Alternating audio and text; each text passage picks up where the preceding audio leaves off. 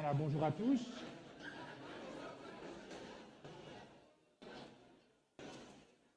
Alors nous allons quitter le monde des hormones et de la sexualité. Vous m'entendez bien comme ça?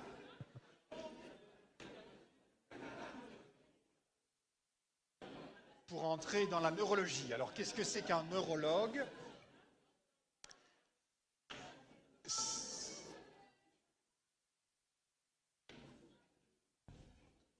Donc je suis neurologue au CHU, ici un peu plus loin.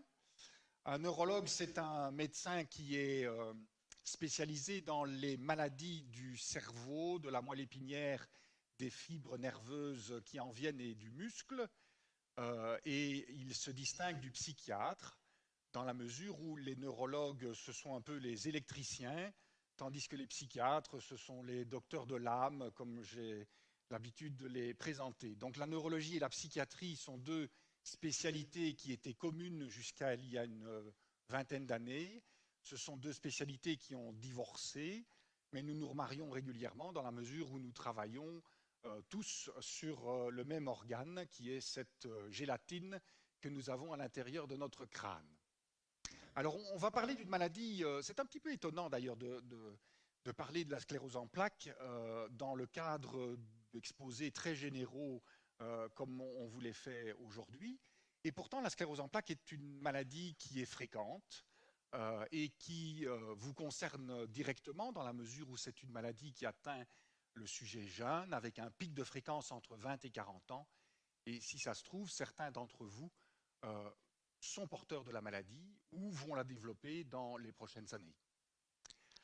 Alors on va essayer d'un petit peu parler de ces choses difficiles de manière structurée. Donc je vais d'abord faire un petit peu d'histoire en vous disant que c'est une maladie qui a été décrite dans le milieu du 19e siècle par un certain monsieur Charcot, dont les écrits sont encore disponibles et visibles à la Pitié-Salpêtrière à Paris. Et dès cette époque, quelques années plus tard, on avait déjà décrit l'essentiel des choses dont on parle maintenant dans les travaux les plus élaborés de neuroimmunologie.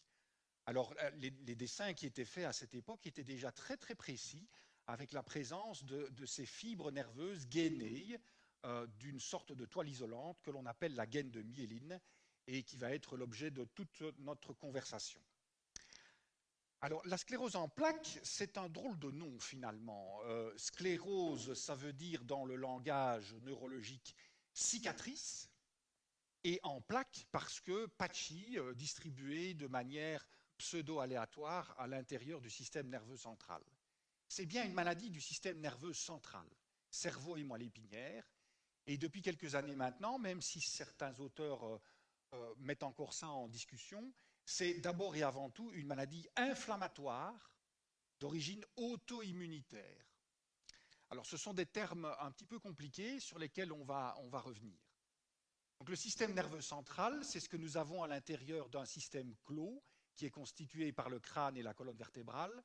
Le système nerveux central, c'est le cerveau et la moelle épinière qui descendent jusqu'à la partie inférieure de la colonne dorsale.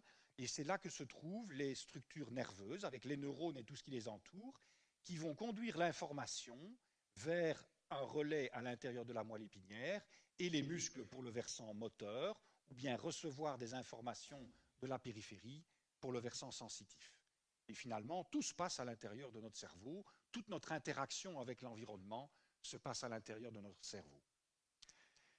La sclérose en plaques, maladie neurologique, est une maladie qui n'est pas distribuée partout de manière homogène.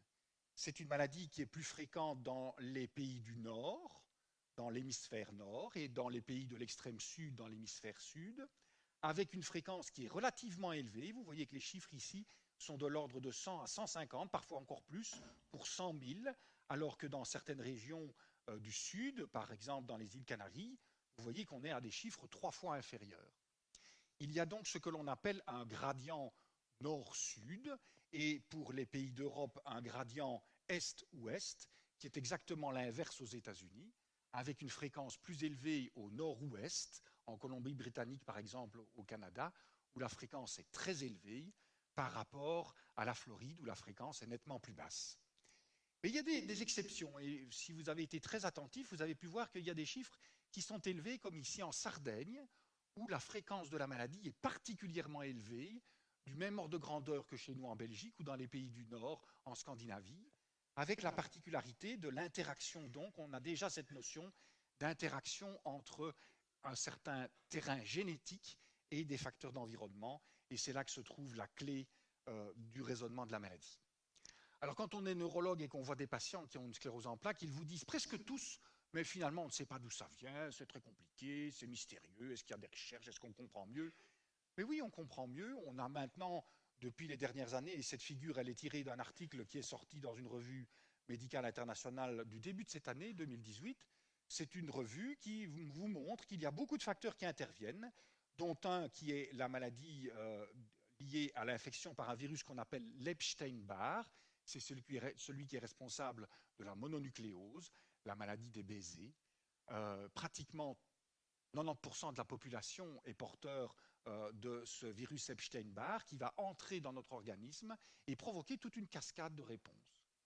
Il y a toute une série d'autres facteurs, des facteurs génétiques. Vous avez vu qu'il y avait un facteur géographique.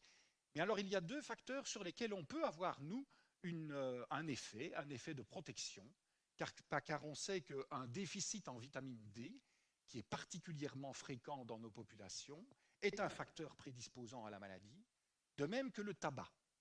Et donc, quand je vois des patients qui me demandent que puis-je faire pour protéger mes enfants à l'égard du risque de transmission de la maladie, eh bien, je leur dis toujours, donnez-leur de la vitamine D quand ils sont enfants, mais aussi adolescents, pour que leur taux soit suffisamment élevé avec des valeurs qui sont difficiles à atteindre sous nos latitudes. La majorité d'entre vous, probablement, se promènent aux alentours de 6, 10, 15 nanogrammes par millilitre.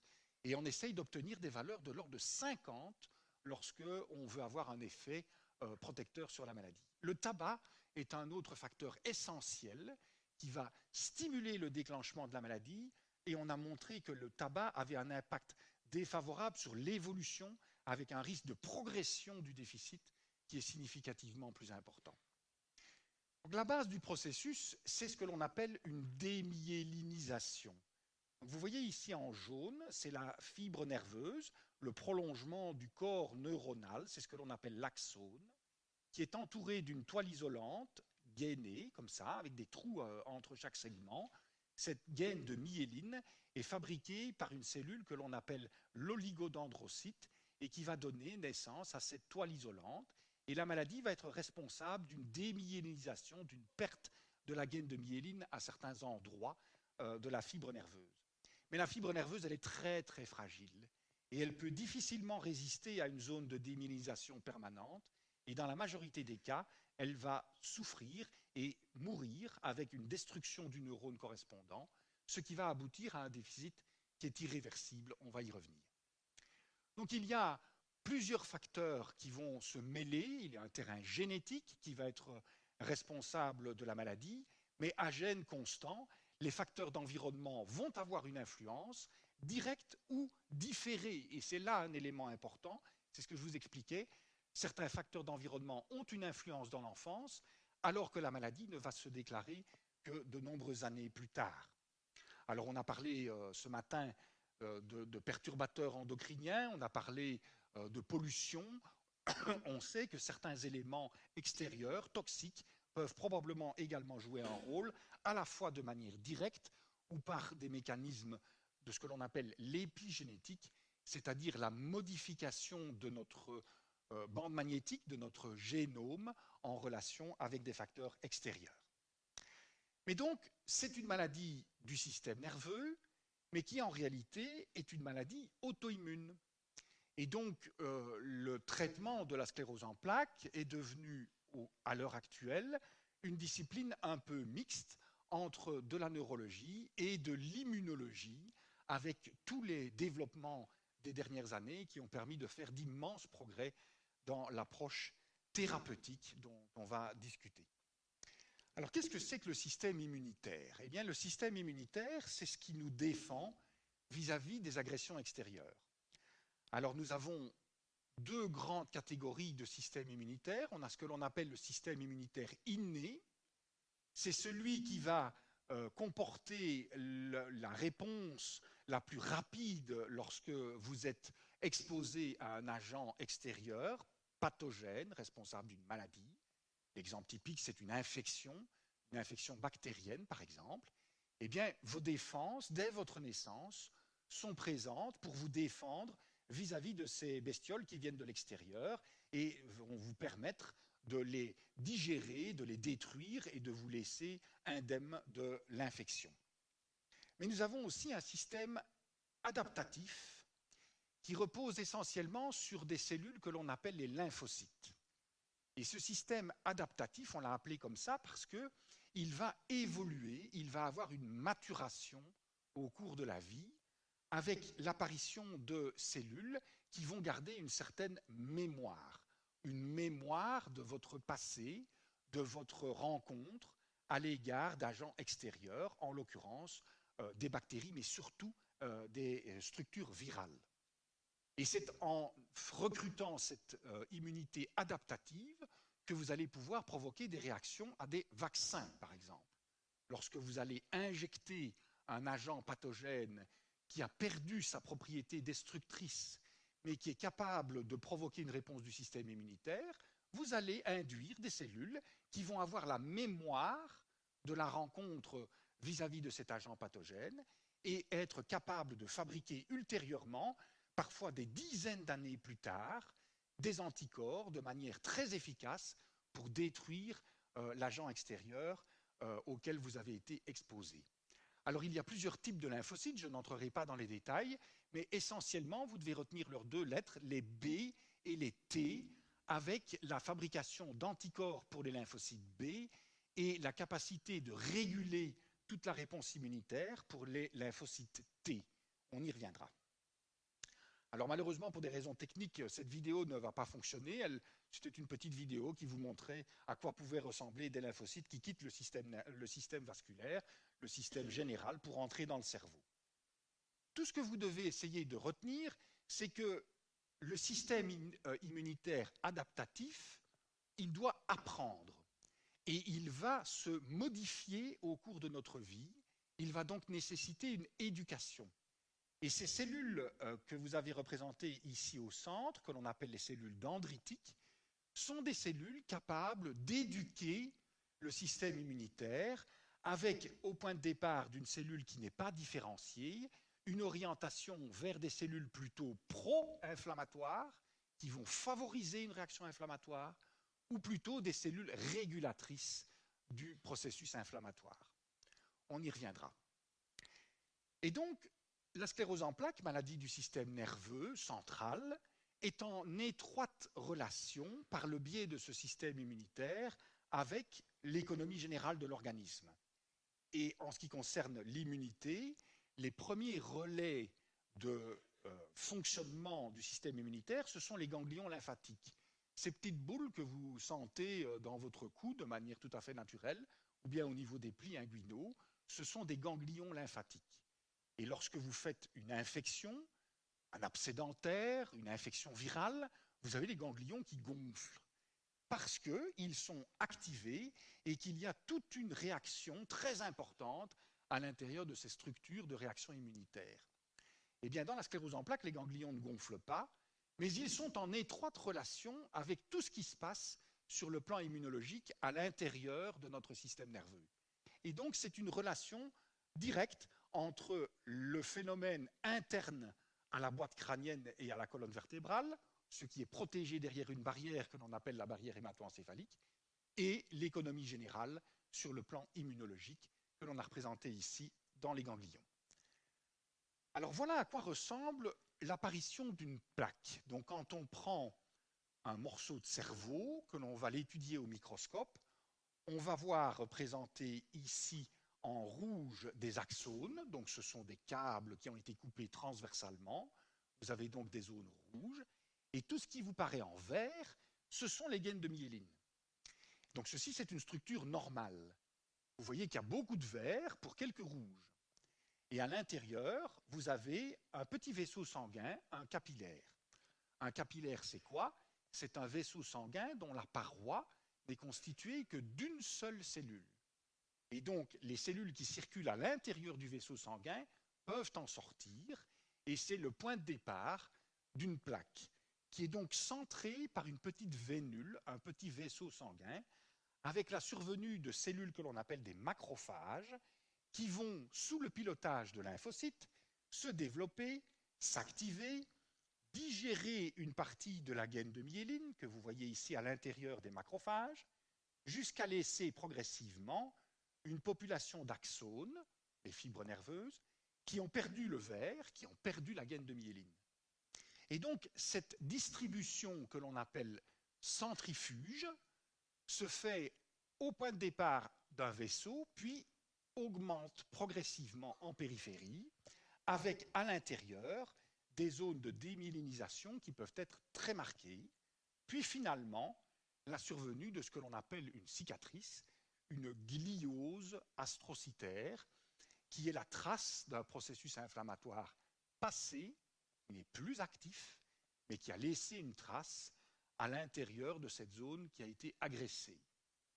Et vous pouvez donc déjà comprendre que sur le plan fonctionnel et électrique, les câbles nerveux qui sont ici ne fonctionnent plus normalement et vont donc être responsables de certains déficits. Alors j'ai utilisé déjà des mots très très compliqués, mais tout ça pour vous mettre dans l'esprit que le neurone, c'est bien, c'est la structure de base du fonctionnement du système nerveux, mais le neurone tout seul ne peut pas survivre. Le neurone, il est entouré de toute une série d'autres cellules qui lui sont indispensables à son fonctionnement. Le neurone, il est en communication avec le liquide céphalorachidien et par l'intermédiaire de ce qu'on appelle les cellules épandymères.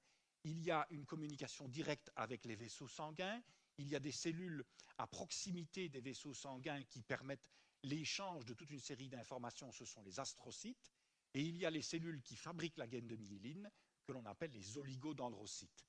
Donc, toutes ces structures sont intimement en relation permanente et c'est vivant, donc ça change tout le temps. Ce qui permet de comprendre qu'on va avoir toute une modification de ces structures normales lorsque la maladie survient. Alors, la sclérose en plaques, c'est une maladie qui a bénéficié d'immenses progrès au cours des 40 dernières années, venant de toute une série de disciplines. Et une des disciplines qui a permis de faire d'énormes progrès, c'est la physique des supraconducteurs, la physique des aimants et le démarrage de technologies qui permettent d'obtenir des images du cerveau grâce à ce que l'on appelle la résonance magnétique nucléaire. Alors pour faire simple, qu'est-ce que c'est qu'une résonance magnétique nucléaire? On va d'abord commencer par une technique dont vous avez tous entendu parler, qui est le scanner. Le scanner X, c'est assez simple. C'est un rayonnement X que vous appliquez à un endroit, ça traverse le tissu, vous réceptionnez de l'autre côté, et puis vous faites tourner, et vous avez des coupes. Le scanner, dans la région liégeoise, c'est le début des années 1970. Ça vous paraît la préhistoire, mais c'est pas si vieux que ça. 1970, les premiers scanners. Il faut attendre 20 ans pour obtenir dans la pratique clinique, 1990, les premières images d'IRM. Alors le principe physique est complètement différent. Je vais aller chercher dans vos souvenirs de cours de physique. Vous savez qu'une molécule d'eau, H2O, elle a 2 atomes d'hydrogène pour 1 atome d'oxygène. Sur chaque atome d'hydrogène, il y a un électron qui tourne autour du noyau. Cet électron est chargé négativement et il tourne. Et tous les atomes de chaque molécule d'eau, tous les atomes d'hydrogène, ont leur petit électron qui tourne. Si vous appliquez un champ magnétique avec un aimant, un champ magnétique très intense, vous allez mettre les spins des électrons, c'est-à-dire la rotation des électrons, dans une certaine position, et ils vont tous se mettre dans la même position en fonction du champ magnétique que vous avez appliqué. Vous arrêtez le champ magnétique, eh bien, les électrons reprennent leur rotation naturelle. Et donc, ils émettent un champ magnétique. Eh bien, avec de multiples calculs, et grâce au progrès de la physique, vous arrivez à faire des images qui vous donnent donc la représentation de chaque atome d'hydrogène, de chaque molécule d'eau à l'intérieur du tissu. Donc ce n'est pas une imagerie de transmission, c'est une imagerie de vibration qui s'apparente plus au micro-ondes. Et donc grâce à ça, vous obtenez de belles images comme ça. Vous voyez, j'aurais peut-être dû vous mettre un cerveau normal. Ceci, c'est un cerveau de quelqu'un qui a une sclérose en plaques. Vous voyez qu'il y a le crâne, qu'il y a les enveloppes, et puis le cerveau qui est là, avec le cortex qui est en gris clair, la substance blanche qui est en gris plus foncé, et puis des plaques. Ce sont les fameuses plaques de sclérose en plaques qu'on ne voit pas avec le scanner. Et donc il a fallu attendre l'IRM pour bien les voir et savoir finalement beaucoup mieux de quoi on parle, avec une distribution particulière de ces plaques à proximité de ce que l'on appelle le ventricule, qui contient le liquide céphalorachidien. Alors la résonance magnétique, elle a permis d'obtenir des informations très précieuses en fonction du type de séquence que l'on va utiliser. On va voir des zones où le tissu est détruit. On va voir aussi des zones où les vaisseaux, rappelez-vous du dessin avec les zones vertes et rouges, les vaisseaux s'ouvrent et laissent passer les cellules. Et si elles laissent passer les cellules, elles peuvent laisser passer ce que l'on appelle du produit de contraste, que vous voyez ici, qui traduit l'activité inflammatoire de la maladie. Et donc on va pouvoir, grâce à cet outil d'imagerie extrêmement précieux, on va pouvoir observer la maladie, en décrire ses caractéristiques, non seulement l'endroit où les lésions se mettent, leur niveau de gravité, mais aussi leur activité inflammatoire qui va ouvrir la porte à la discussion des différents traitements. Parce que finalement, la sclérose en plaques, c'est une maladie qui naturellement est une maladie grave. Elle abîme le cerveau, la moelle épinière, elle va donner des déficits. Tout le monde a l'image du déficit moteur et de la paraplégie, mais c'est aussi une maladie qui peut être responsable d'une atrophie du cerveau. Vous voyez ici que ce cerveau, il n'a plus du tout la même morphologie que la première image que je vous ai montrée. Il est un peu, pour parler en liégeois, racrapoté, scrunché sur lui-même, avec ces zones blanchâtres diffuses, parce qu'il y a eu une inflammation chronique et une importante cicatrisation. La résonance magnétique, elle permet de voir la moelle épinière aussi. Et il faut se représenter qu'une moelle épinière, c'est tout petit. C'est à peine plus gros qu'un doigt. Alors votre deuxième ou votre quatrième doigt peut me chaud, mais ce n'est pas gros une moelle épinière. Et on ne la voit pas en scanner. En résonance magnétique, on arrive à la distinguer, on arrive à voir lorsqu'une plaque apparaît, et lorsqu'elle est rehaussée après injection de contraste, comme c'est le cas ici, c'est une plaque active avec une propriété inflammatoire.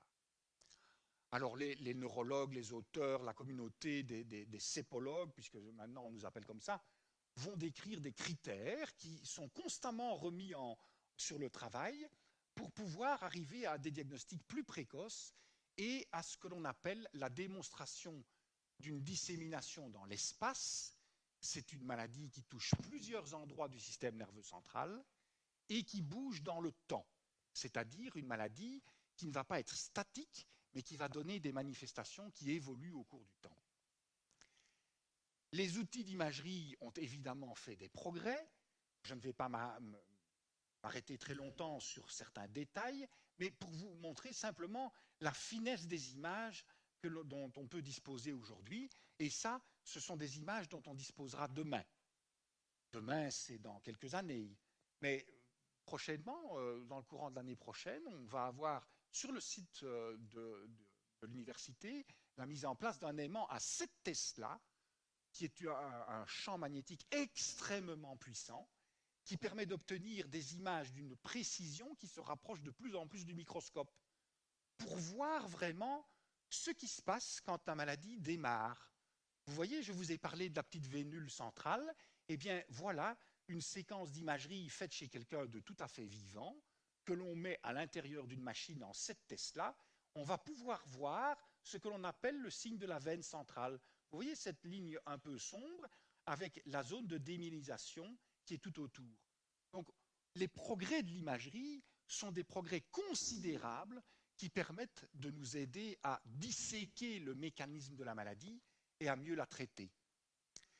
Et grâce à cette imagerie dont on dispose depuis maintenant presque 30 ans, on peut faire des suivis et voir qu'en fonction de ce qui va se passer dans les premières années, donc ceci c'est un graphe d'évolution au cours du temps, vous voyez de 0 à 20 ans, le nombre de lésions qui apparaissent dans le cerveau des patients qui ont présenté un premier événement. Eh bien, 20 ans plus tard, on va voir ce que les patients sont devenus. C'est une série anglaise. Et vous voyez que certains patients qui ont une évolution dite secondairement progressive, des gens qui ne vont pas bien, ce sont des gens qui ont eu des lésions qui sont apparues plus souvent au début de la maladie que les autres qui vont moins mal, voire même bien pour certains d'entre eux. Et donc, c'est la première introduction vers un concept qui est essentiel, qui est de déterminer l'agressivité de la maladie à son début. Alors, avant l'imagerie, avant la résonance magnétique, un des examens qui était indispensable, c'était la réalisation d'une ponction lombaire, la sacro-sainte ponction lombaire qui fait si peur. La ponction lombaire ne fait pas si mal que ça, surtout chez des sujets jeunes, ce n'est pas bien terrible. Qu'est-ce qu'on cherche avec ça? Eh bien, on cherche la présence de quelque chose dont je vous ai parlé tout à l'heure, qui sont des anticorps, qui sont des immunoglobulines que l'on va trouver dans le liquide céphalorachidien alors qu'elles ne sont pas présentes dans le sang. Donc on compare le résultat de l'analyse du liquide céphalorachidien à celui du sang et ça permet d'obtenir la preuve qu'il y a un phénomène inflammatoire à l'intérieur du système nerveux central. Le troisième examen qu'on utilise, c'est ce que l'on appelle l'électrophysiologie, qui était très précieuse avant l'imagerie médicale, mais qui est toujours utilisée avec une autre approche qui permet de mesurer les conductions nerveuses. Alors comment fait-on? Eh bien, voici des potentiels évoqués visuels, la modalité la plus simple. Vous demandez au sujet de regarder un écran avec un damier qui s'inverse, vous stimulez l'œil et vous allez récolter sur la tête, à travers le crâne, grâce à une petite électrode, vous allez récolter l'information électrique. Et vous allez pouvoir mesurer la latence, c'est-à-dire le temps nécessaire entre la stimulation de l'œil et la réponse du cerveau. Alors ça va vite. Entre votre œil et votre cerveau, ça se mesure en millièmes de seconde. Donc pour activer la zone visuelle de votre cerveau, il faut environ 100 millièmes de seconde pour aller de l'œil à la région occipitale du cerveau. Eh bien, lorsqu'il y a une perturbation de la conduction, on va avoir une anomalie de ces réponses dans la région occipitale du cerveau. Alors, la résonance magnétique, c'est bien, mais c'est aussi l'objet de difficultés d'interprétation, bien entendu.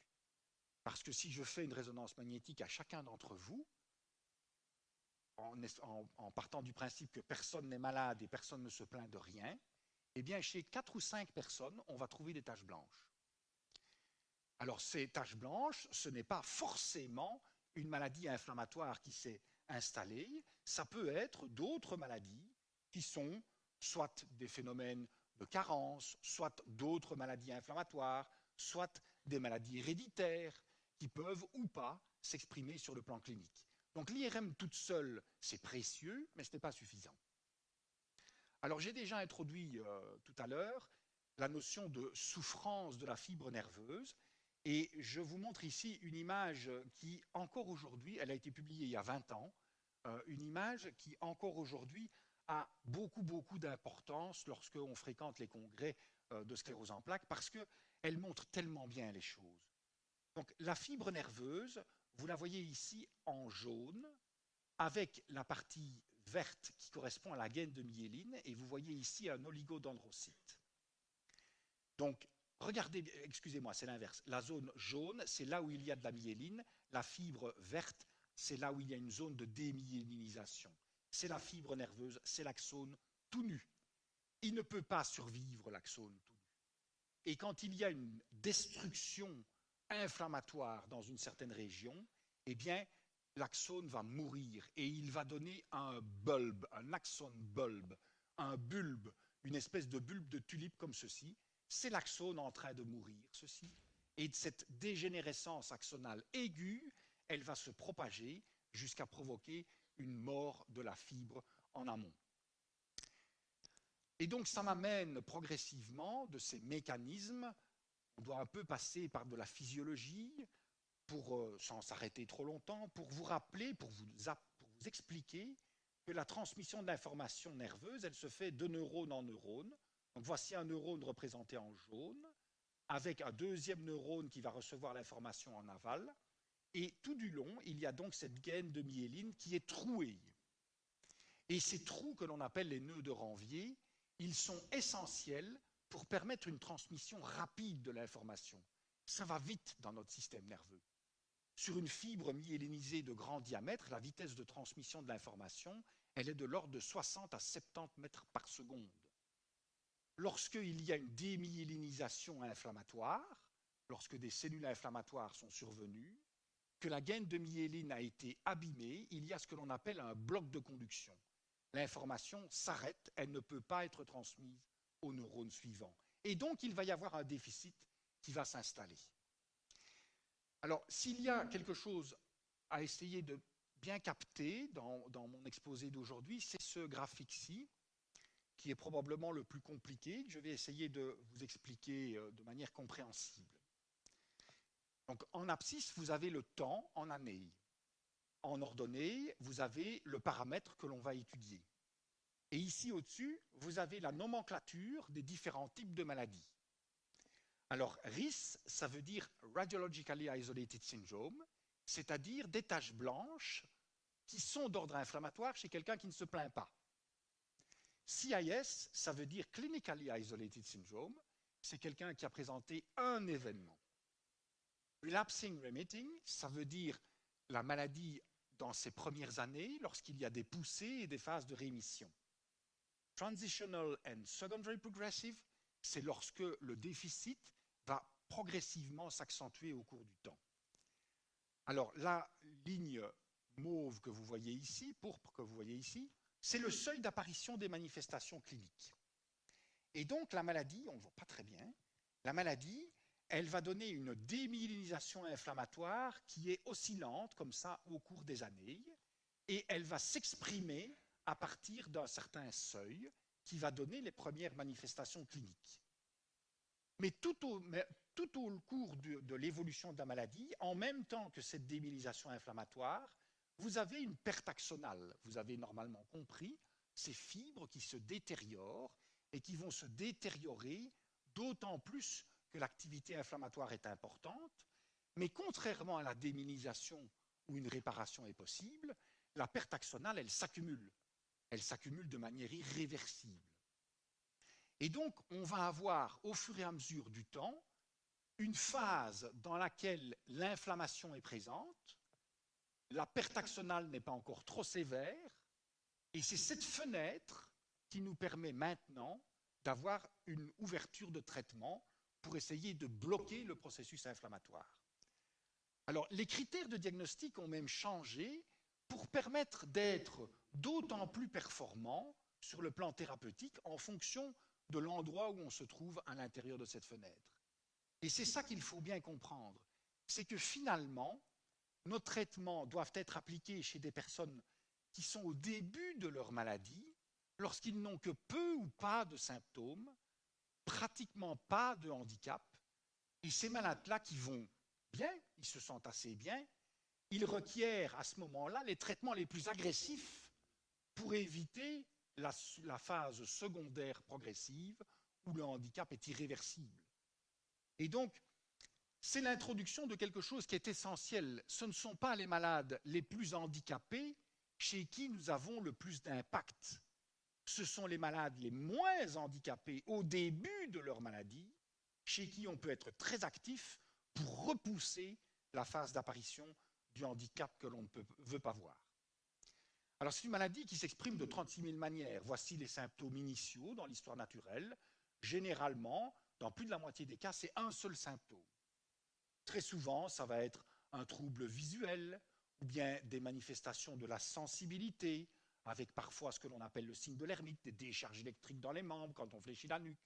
Ça peut être une vue double, ça peut être un trouble de coordination. C'est multiple. Mais au bout du compte, si la maladie n'est pas traitée, ceci c'est une référence ancienne, après seulement 5 ans d'évolution, il y a généralement un déficit qui apparaît avec l'apparition d'une perturbation notamment des fonctions motrices. Alors voici un exemple de perturbation des fonctions visuelles. Ça c'est quelque chose, c'est une diapositive que j'ai faite en écoutant une patiente. qui expliquait que lorsqu'elle avait fait sa névrite optique, elle avait une perturbation de la qualité de la vision des couleurs. Ça peut être une zone sombre ou claire à l'intérieur du champ visuel ou une vision floue. C'est révélateur, dans certains cas, d'une névrite optique, donc d'une inflammation des voies optiques. Ça peut être une perturbation de coordination, des réflexes exagérément vifs, un trouble de la vision des deux yeux, ce que l'on appelle une ophtalmoplégie internucléaire.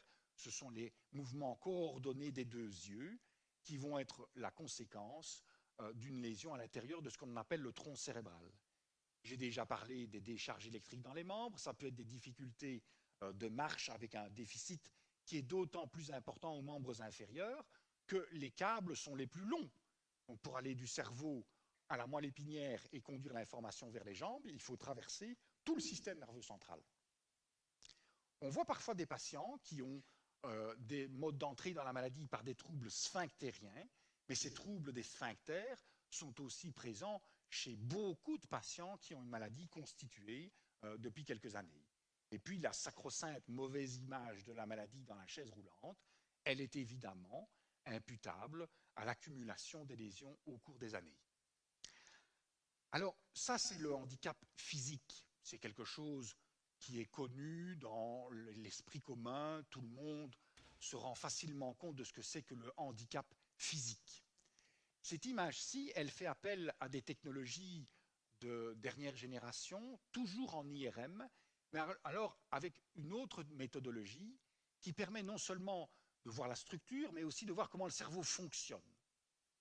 Et donc, quand vous ne faites rien, dans la mesure du possible, si c'est possible d'avoir son cerveau qui ne fait rien, eh bien, quand on ne fait rien, notre cerveau fonctionne quand même. Et il fonctionne avec des zones de congruence d'information. Alors, à votre génération, qui êtes né dans l'informatique, vous êtes tombé dans les smartphones à la naissance, eh bien, c'est quelque chose qui est assez facile à comprendre. En informatique, on va appeler ça un hub. Donc, vous avez ce petit truc, ce petit machin sur lequel vont venir se brancher des informations des périphériques extérieurs. Eh bien, cette imagerie représente les hubs de fonction de notre cerveau quand on ne fait rien. C'est vous dire à quel point le cerveau, ça bouillonne, ça fonctionne partout tout le temps, mais vous voyez qu'il y a des zones privilégiées de fonctions particulières à l'état de repos. Eh bien, à l'état de repos, en IRM fonctionnel, chez des patients qui ont une sclérose en plaques, on voit des zones de perturbation de ces hubs. Donc ce graphique que vous voyez là, qui finalement représente des points à peu près partout dans le cerveau, ce sont des endroits où il y a une perturbation fonctionnelle. Et ça, c'est très très important à comprendre parce que ça veut dire, et c'est une question que tous les patients posent quand on leur montre leurs IRM, mais cette tache blanche-là, elle me donne quoi? Eh bien, finalement, elle donne tout et rien, puisque vous pouvez parfaitement avoir une zone de démyelisation à un endroit qui va perturber le réseau, qui va donner des symptômes en relation avec une perturbation fonctionnelle à un autre endroit. Puisque le cerveau, il est utile tout le temps pour tout. Et donc chaque lésion, chaque perte de millimètres cubes de notre cerveau, même si ça ne se sent pas tout de suite, c'est important. Tout notre cerveau est utile à notre fonctionnement tout le temps. Et c'est une notion qui est essentielle lorsqu'on essaye de comprendre les conséquences de lésions diffuses, comme vous les voyez ici, lorsque la maladie passe à un stade chronique. Alors les neurologues, ils essayent de quantifier les choses, de mesurer les choses, de mesurer le handicap.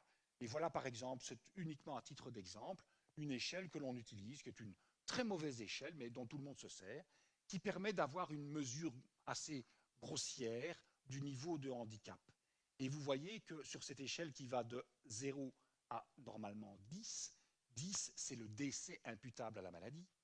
Vous voyez que le déficit, il est essentiellement en relation avec les perturbations de marche. Et cette échelle dont tout le monde se sert, elle permet d'avoir une vision assez rapide des choses. Alors j'ai déjà introduit quelque part une notion de réserve. J'ai dit que chaque millimètre cube de cerveau servait à quelque chose. Mais en réalité, nous sommes très bien faits. Nous avons une réserve fonctionnelle que l'on va constituer depuis notre naissance jusqu'à l'ensemble de notre processus éducatif. Et vous, jeunes, vous avez en moyenne 18 à 17 à 22 ans, quelque chose comme ça. Quelques personnes sont un petit peu plus loin dans le processus de la vie. Mais vous avez tous une magnifique réserve fonctionnelle. Donc vous allez pouvoir vous permettre d'y mettre des lésions. Et donc les lésions de sclérose en plaques, elles viennent plic-ploc. Certaines apparaissent, certaines régressent, mais elles vont entamer la réserve. Et c'est là où le facteur d'âge va évidemment jouer un rôle. Si vous avez mangé une partie de votre réserve est d'autant moins performante lorsque les processus de vieillissement vont se mettre en place. Alors, je ne vais évidemment pas faire un cours de neuroimmunologie spécialisé dans la sclérose en plaques, mais donc les diapositives que je vais vous faire passer maintenant, elles sont compliquées, je vais les simplifier à outrance, mais le but, c'est de vous montrer à quel point les progrès sont immenses. Et moi qui ne suis quand même pas un dinosaure, brontosaure de l'ère préhistorique, j'ai connu pas de traitement dans la sclérose en plaques. Je me souviens très très bien, et ça a une charge émotionnelle chez moi, 1996, le premier traitement de la sclérose en plaques démarre, c'est un A, on avait un traitement pour des malades chez qui on se disait il faut essayer de faire quelque chose, etc. Nous sommes 20 ans plus tard, nous avons 14 médicaments à disposition, on va en avoir encore 2 cette année-ci, et on se rapproche de plus en plus de ce que les hématologues font pour traiter certains types de cancers, ou les rhumatologues pour traiter certaines maladies rhumatismales inflammatoires. Alors, il y a un vieux médicament dont on se sert toujours, c'est la cortisone.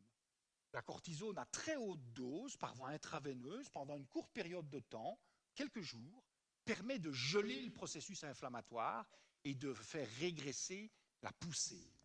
Mais ce n'est pas ça qui est l'essentiel, ce sont les traitements de fond. Et vous voyez, il y en a beaucoup. Il y en a qui ont des effets à la fois sur la périphérie ou bien sur la migration des cellules à l'intérieur du système nerveux. D'autres vont essayer d'avoir des impacts sur les différents constituants de la réaction inflammatoire, mais tous ces médicaments ont des mécanismes d'action qui leur sont bien spécifiques. Alors vous voyez, on peut influencer la réponse cellulaire, on peut diminuer le trafic des cellules inflammatoires vers le système nerveux, on peut essayer de réduire le degré d'amplification de la réponse immunitaire anormale avec toute une série de mécanismes qui vont agir notamment au niveau de certains gènes. On va avoir des médicaments injectables, les interférons, ce sont les premiers. Le premier, celui de 1996, c'est celui-là. C'était très lourd pour les patients. Il faut s'injecter 1 jour sur 2 un médicament qui peut provoquer un état grippal dans les demi-heures qui suivent. Et il faut proposer ça à des gens qui ne se plaignent de pas grand-chose. Donc vous imaginez à quel point ce n'était pas facile de mettre ça en route. Ça va mieux. Ça va mieux parce qu'on a eu des médicaments qui n'avaient pas d'effets secondaires de type état grippal. On a maintenant des médicaments par voie orale. En voilà un. Ça, c'est un médicament qui a un mécanisme d'action assez simple. Il diminue le degré de prolifération des cellules inflammatoires activées. En voilà un autre qui est utilisé dans une autre maladie, une maladie de la peau qu'on appelle le psoriasis, et qui est aussi efficace dans le traitement de la sclérose en plaques. Ce sont des médicaments dont on ne connaît qu'en partie les mécanismes d'action, ça se passe toujours du côté des gènes. En voilà un troisième de médicaments par voie orale. Vous vous souvenez des ganglions lymphatiques? Eh bien, ce médicament-là, son mécanisme d'action, c'est de bloquer les lymphocytes dans les ganglions lymphatiques. Ils sont coincés. Et donc, quand vous mesurez le taux de lymphocytes dans le sang, il diminue. Mais les lymphocytes ne sont pas morts, ils sont simplement, entre guillemets, coincés dans les ganglions lymphatiques. Voilà 3 médicaments par voie orale. Et puis, on a eu des médicaments par voie intraveineuse, avec l'avènement de toute une génération de ce que l'on appelle les MAB. Alors, qu'est-ce que ça veut dire, MAB? Ça veut dire monoclonal antibody. Ce sont des anticorps que l'on va fabriquer pour bloquer quelque chose, empêcher quelque chose ou détruire certaines cellules. Alors voilà le premier des MAB qui a été utilisé dans la sclérose en plaques, c'est le natalizumab. Il vient de fêter ses un peu plus de 10 ans d'utilisation. C'est un médicament qui marche très bien, mais qui a un défaut. C'est que, en bloquant la capacité de passer pour les cellules inflammatoires, il va diminuer les défenses du système nerveux. Et donc, un de ces dangers, c'est de favoriser une infection du cerveau, telle qu'on va la rencontrer chez des personnes qui ont, par exemple, un sida. Et donc, c'est un des problèmes d'utilisation de ce type de médicament. Alors voilà un autre médicament qui a ouvert une voie. C'est une très belle histoire, ce médicament. Ce médicament, l'alemtuzumab, il portait un autre nom auparavant. Il s'appelait Mabcampat. Campat 1H. Alors, qu'est-ce que ça veut dire, tous ces trucs? Mab, c'est monoclonal antibody, je l'ai déjà dit. Campat, ça veut dire Cambridge Institute of Pathology. 1H, c'est le premier anticorps monoclonal humanisé qui a germé dans le cerveau d'un visionnaire au début des années 80 en disant la sclérose en plaques, c'est une maladie des lymphocytes, tuons les lymphocytes. Et donc, ils ont fabriqué un anticorps qui tue les lymphocytes. Et il va reconnaître ce que l'on appelle un épitope, une espèce de carte d'identité, qui s'appelle CD52. Ce médicament, il a fallu quasi plus de 30 ans avant qu'on ne connaisse la manière de s'en servir pour traiter la sclérose en plaques. Mais c'est très spécial parce que ça va détruire les lymphocytes, les mettre à zéro, et puis ils vont se reconstituer avec un profil différent. Et donc c'est une autre ère de traitement qui va modifier profondément le système immunitaire jusqu'à induire une rémission prolongée. Alors d'autres médicaments de la même famille, des anticorps monoclonaux, vont être disponibles prochainement. Voilà un qui s'appelle l'ocrelizumab. Lui, il va spécifiquement viser un des types de lymphocytes dont j'ai parlé tout à l'heure, les lymphocytes B. Et il va permettre d'obtenir une très très bonne réponse du système immunitaire avec une atténuation très marquée de l'inflammation et une régression de la progression du déficit chez des patients qui en sont atteints. Voilà un médicament par voie orale qui lui aussi va venir dans le courant de l'année prochaine, qui va permettre d'obtenir à peu près la même chose que les anticorps monoclonaux, les MAB, mais grâce à l'utilisation de quelques pilules que l'on prend avec une détérioration des cellules inflammatoires et puis une reconstitution mais avec un profil différent. Donc tout ça nous pousse vers des traitements de plus en plus incisifs et chez certains on va parler de traitements d'induction pour essayer de mettre la maladie à zéro dès qu'on a des signes d'agressivité potentielle. Mais un des ennemis sur lequel on doit essayer de lutter en neurologie, c'est ça, c'est l'inertie thérapeutique. Les neurologues, ça va un peu vite pour eux. Et c'est une discipline où la neurologie et l'immunologie sont intimement mélangées, j'espère que vous l'avez bien compris, et où il faut donc essayer de provoquer de la part des neurologues une réaction de traitement adéquat dès que la maladie ne répond pas de façon suffisante. Pour essayer de lutter contre, et à la fin d'emblée, contre ceci, qui est une affiche qui a été placardée sur les murs de Paris il y a une trentaine d'années pour une politique de récolte de fonds. Et donc, ça correspond à ce qui traîne dans vos cerveaux à tous. La sclérose en plaques, quand on annonce un diagnostic de sclérose en plaques à quelqu'un de 20 ans, vous avez l'impression que vous lui donnez une douche pas froide, glacée et bouillante en même temps, et ça entre dans la tête comme si on disait vous allez aller en chaise roulante. C'est fini ça. Tout comme le cancer du sein se soigne et se traite dans l'immense majorité des cas, la sclérose en plaques est une maladie pour laquelle la vie ne s'effondre plus à 20 ans. Je vous remercie de votre attention.